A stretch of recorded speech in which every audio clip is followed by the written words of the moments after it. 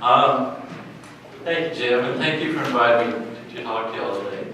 I will go through sort of quickly, 10 minutes, a list of opportunities that are out there in terms of funding, and also talk about the impacts of the recent budget that we finally got passed on agencies of interest. But first, I want to talk a little bit about how the thinking has changed in funding organizations, particularly the federal agencies, in recent times. And in particular, this notion of thinking outside the box. About 8 years ago, before I came to ARS, I was at NIFA. About 8 years ago, I walked the halls of NIFA, and I challenged some of the program leaders with a question. The question was, dogma is, it takes 20 to 30 years from an investment in basic research to have those results out and into use. So, from the programs you are funding, are they funding for the climate of today? Or are they funding for the climate of 20 to 30 years from now? And except for in the natural resources area, it was a deer in the headlights. That's changed.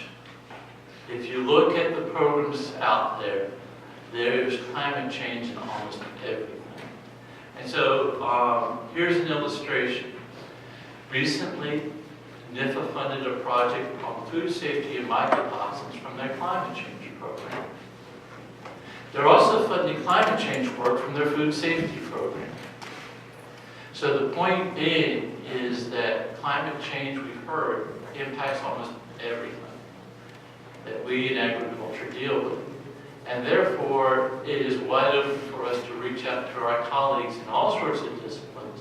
And there's lots of opportunities for us to go out and find funding beyond what we traditionally think of sort of the natural resources-oriented focus of climate change research. The second point I want to hit on is Charlie's point on the team approach, the Mayo Clinic, which I thought that was one of the best analogies of what I've heard in a long time in terms of the new emphasis on team science. And a lot of agencies are picking this up. NIH has had for about 10 years an initiative called the Science of Team Science. Really, they're trying to bring things together. And the notion here precedes a lot of this expansion of climate change research into everything, but it is on the idea of there are a lot of things we don't know still, and certainly we need to continue our investment in basic research. But we need to look more to how we can get a lot of those results of basic research out into solving a lot of the complex problems we have.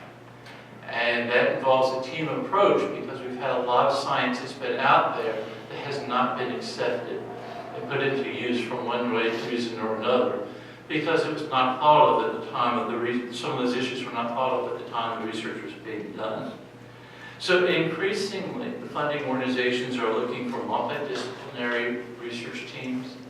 They're looking for integrated research, integrating it with, as Charlie mentioned, extension, but anything that gets the results out there. Big focus is on stakeholders, end users, bringing them in with the team as part of a larger project. And so a lot of the research funding has moved to some of the larger, more team-focused types of things. There's still basic research projects out there, but particularly in climate change, I think we typically think of larger. So that's how things have changed. I do want to quickly go through sort of a list of what opportunities are out there, and they're broad. Climate change, as I went through some of the opportunities I've posted in the past couple of years, is in almost everything. There's some of the more traditional things we might think of. NASA certainly focuses on a lot of anything having to do with the Earth, especially with its observation and measurement from space, but a fair amount of Earth science as well. NSF is some of the more traditional basic research for sure, and we have a lot of questions with that, but dealing with things from microsystems, biology to geophysical. And actually, before I go on this, I do want to come back to one point. As we're being forward thinking, and I think with seeing some of these funding is what reminding me of this, we need to be sure that the climate change science is there. So I had a scientist come talk to me recently about why his climate change proposal was not accepted. And what he was trying to do was research to develop new crop varieties that would be adapted to a projected change in climate in a certain area. The problem was the climate change models for that particular area of the country were very, very weak.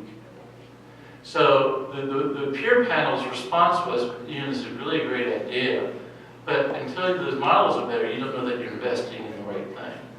So my point is coming back to thinking outside the box. We also got to make sure that the box is there as we're doing that. And so, you know, just because the opportunities are there to tie together, we need to be sure that, in fact, some of the climate change science is called up. Coming back, and I apologize for that, to NSF, one thing that they have funded last year internationally, and I anticipate they'll probably do the same thing again in the future, is this Belmont Forum, which is in association with Europe on climate change.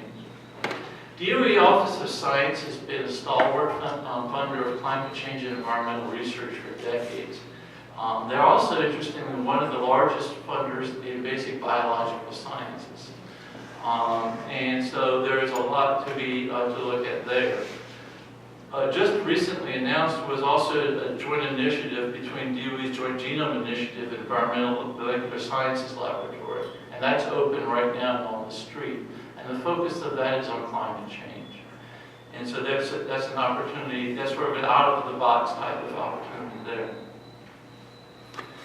Another one that's currently open is this company that's a nonprofit on behalf of several Canadian provincial governments funding climate change and emissions management. And they're funding research in biological greenhouse management. So how do we manage to reduce greenhouse gases?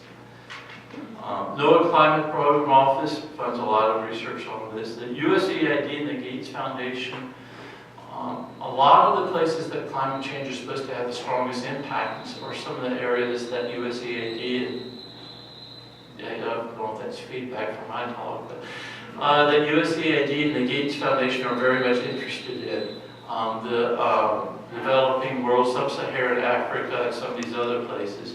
And this is very much on their radar screen in terms of climate change and its impact. And certainly I think for those, particularly the colleagues here with the University of Maryland, is the USGA's Cooperative Ecosystem Studies Unit. We have one here for the Chesapeake Watershed unit as well, and that offers some opportunity. NEFA has a climate change program, one of its challenge areas that funds multi-million-dollar grants. Unfortunately, they're not doing it this year. It will be back next year, and my discussions with the national program leaders there is that they don't know at this point what they will be funding in terms of topics, but they're going to be doing some navel gazing this year. The priorities they've had in the past few years were those set forth in 2010. And so now they're going to step back and look and say, well, what haven't we funded? What are some of the gaps? So if you've been in one of these gaps that they have not funded, and you think that you can make a strong case, this may be the time just to make sort of a quick call to some of the NIFA program officers to say, you know, have a conversation about what might be coming down the road and say, well, I'm interested in doing this. Do you think there'll be an opportunity? I'm not saying they'll write the RFA for you, but on the other hand, if they start hearing some of these things, that could influence their thinking. Again, thinking outside the box, a lot of the foundational programs, plant pathology, entomology, food safety, nutrition, all of these have climate change factors associated with them. The food security one, that RFA that's out there, will have climate change. Soon to be released is a water resources RFA. This picks up and combines your previous water quality program in AFRI with the integrated water quality program that they've had. And combining that to a very large water resources program, focusing on all aspects of water. And water, as we've heard, is a critical impact of climate change and a critical part of agriculture. And so I think this is going to be a huge opportunity for us. I won't read through this list, But there are certainly a lot of multi-agency programs out there. Actually, the fact that there are so many multi-agency programs dealing with things that are impacted by climate change shows the importance of this across the federal government, that the agencies are working together on this. All right, so I want to end the talk just sort of with what's happening with the federal agencies, because it's not been a bright time in recent years, particularly with the meat cleaver we had of sequestration that just took the whack off of everybody's eye. And I've been maintaining that that was because it's a meat cleaver, that there's still strong political support for research out there. And this budget proves that there is. Almost every science, actually every federal science agency got an increase. And walking through this very quickly, NSF foundational, NSF research programs got a 4.8% increase. DOE Office of Science got a 9.7% increase. USGS got a 2% increase. NASA had, the Science Office has a 7.7% increase.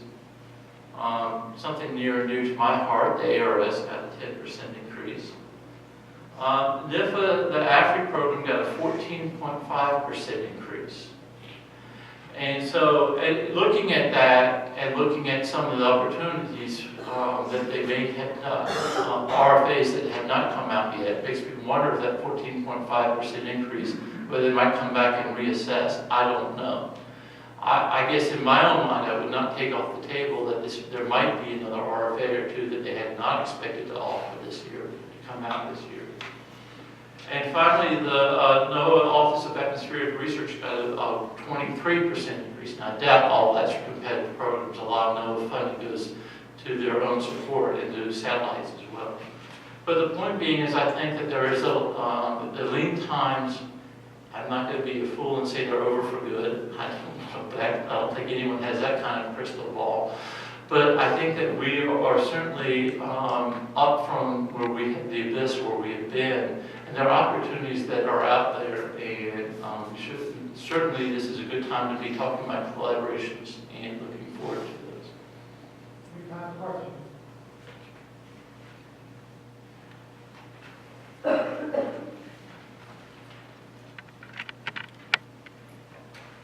There seems to be a lot of support, supporting funding agencies for the models, climate change models, developing and using them in terms of environmental, temperature, rainfall, and it's my impression that developing biophysical models and trying to get grants to develop biophysical models for the animal plant is less support for that. Is that something that I'm wrong about that?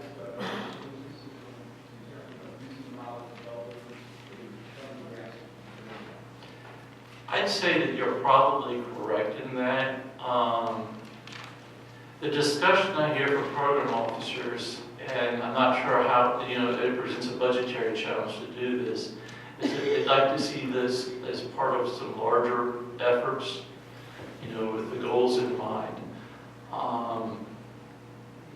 And I know that presents its own challenges in doing just that. It's almost like you have to have a biophysical model before you can then go forward and link the others. But that's what they're really trying to do. So, but that may be one of the gaps that'd be worth a conversation, as I was talking about with one of the different program officers, to say, is to call, have a phone call and talk about that. Or if you see it in a scientific meeting.